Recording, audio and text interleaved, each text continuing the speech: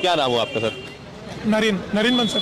अच्छा, क्या इधर आ जाइए, इधर आ जाइए, इधर आ जाइए। हाँ, राहुल गांधी की जो यात्रा दोबारा शुरू हो रही है 14 जनवरी से, भारत न्याय यात्रा नाम दिया है, क्या लग रहा है कि इस बार क्या रहेगा?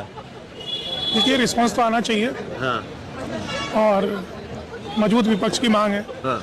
होना भी चाहिए, लेकिन जो तार्किक मुद्दे हैं उनको उठाना चाहिए। तार्किक मुद्दे, लेकिन पिछली यात्रा में भी तो वो बेरोजगारी के बारे में, अडानी के केवल एक ही बिजनेसमैन को सारा जो है बिजनेस दिया जा रहा है, उसके बारे में वो लगातार आवाज उठाते रहे। नहीं, आवाज थोड़ी पीछे थी।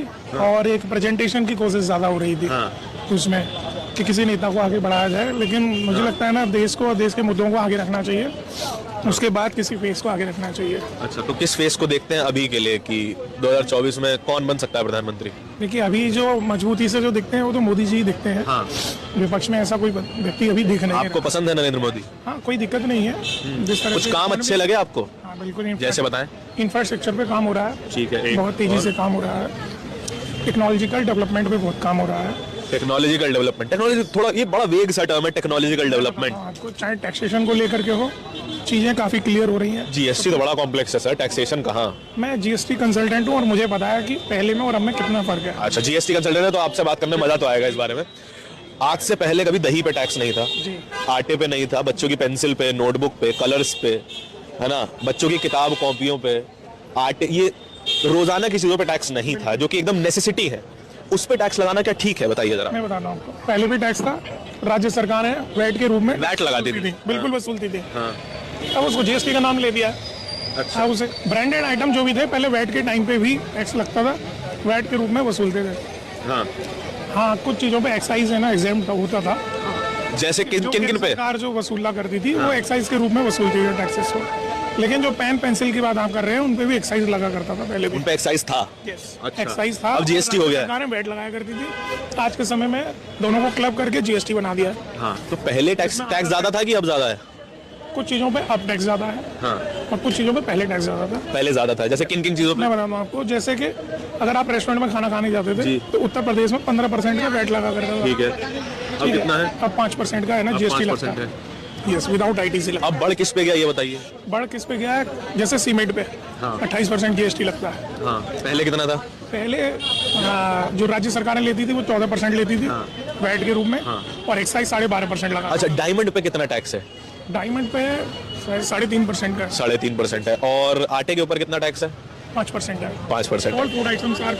अब ये बताइए, डायमंड खरीदने वाला व्यक्ति हम जैसा आप जैसा तो नहीं होगा, है? एक मिडिल क्लास तो बिल्कुल नहीं होगा, है ना, वो एक अपर क्लास होगा, अपर मिडिल क्लास होगा। उससे ज्यादा टैक्स लेना चाहिए कि वो आदमी जिसकी आटे की रिक्वायरमेंट ही मीट होनी बड़ी मुश्किल है? मैं बिल्कुल बता रहा हूँ, जो डायमंड पे जो टैक्सेशन लगा है वो वैल्यूएशन में भी तो बहुत ज्यादा होता है। हाँ। डायमंड हर कोई नहीं खरीदा होता है, लेकिन वैल्यूएशन में बहुत ज्यादा होता है वो। हाँ, वैल्यू पे ज्यादा होता है वो। वैल्यू में ज्यादा होता है, इसलिए उसमें ना 3.5% का टैक्स लगाया गया। तो यहाँ से तो वॉल्यूम कवर हो जाएगा ना। लेकिन उसकी इंडस्ट्री जो है, जो खरीदने वाले लोग हैं वो तो लिमिटेड लोग हैं ना। कहाँ सर, सूरत की डायमंड इंडस्ट्री वर्ल्ड में सबसे बड़ी में से एक आती है। सूरत पूरी दुनिया के लिए डायमंड्स बनाता है, पॉलिश करता है सबसे पूरी दुनिया इंडिया के लिए नहीं बनाता। और डायमंड है ना, इंडिया में इतना ज्यादा प्रचलित नहीं है जो बाहर के कंट्रियों में है। मतलब डायमंड का एग्जांपल मैं इसलिए दे रहा हूँ क्योंकि लग्जूरियस आइटम है। लग्जूरियस आइटम पे गोल्ड को भी कह सकते हैं, गोल्ड पे भी यही रेट लगता है। गोल्ड पे भी बहुत कम टैक्स लगता है।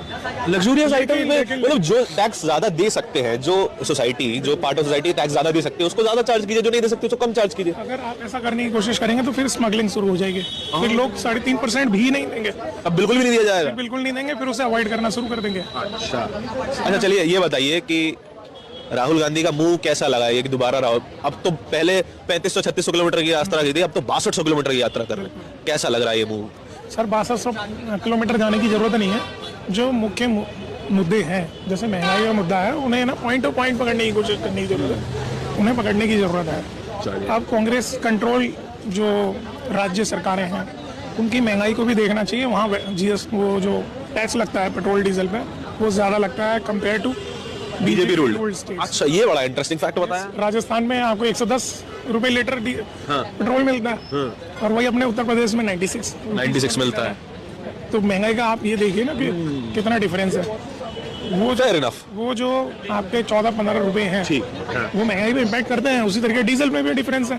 बिल्कुल, मतलब पूरी सप्लाई चेन पे इफेक्ट पड़ता है। रुपए लीटर है आपका, दिल्ली में ले लीजिए, चाहे आप उत्तर प्रदेश में ले लीजिए, और वही आप राजस्थान में जाते हैं तो 100 रुपये। जैसे इवेंट की बात कर रहे हैं, ये भी कहते हैं कि भाई राहुल गांधी इतना बड़ा इवेंट कर रहे हैं तो नरेंद्र मोदी उससे भी बड़ा इवेंट कर रहे हैं कि राम मंदिर का उद्घाटन होने वाला है। नहीं नहीं, उन्हें इवेंट करने की जरूरत नहीं है, वो अपने आप में बहुत बड़ा इवेंट है, वो जहाँ चले जाते हैं वो इवेंट ही होता है वो। अरे ये क्या बात है, राहुल गांधी का इवेंट नरेंद्र मोदी का इवेंट नहीं है। यही तो दिक्कत है ना, उन्हें इवेंट करना पड़ता है। हाँ। समझ रहे हैं, और इन्हें इवेंट करने की जरूरत नहीं है, हो जाता है अपने आप। जहाँ खड़े हो जाए जहाँ खड़े होते हैं वहीं भीड़ इकट्ठी हो जाती है।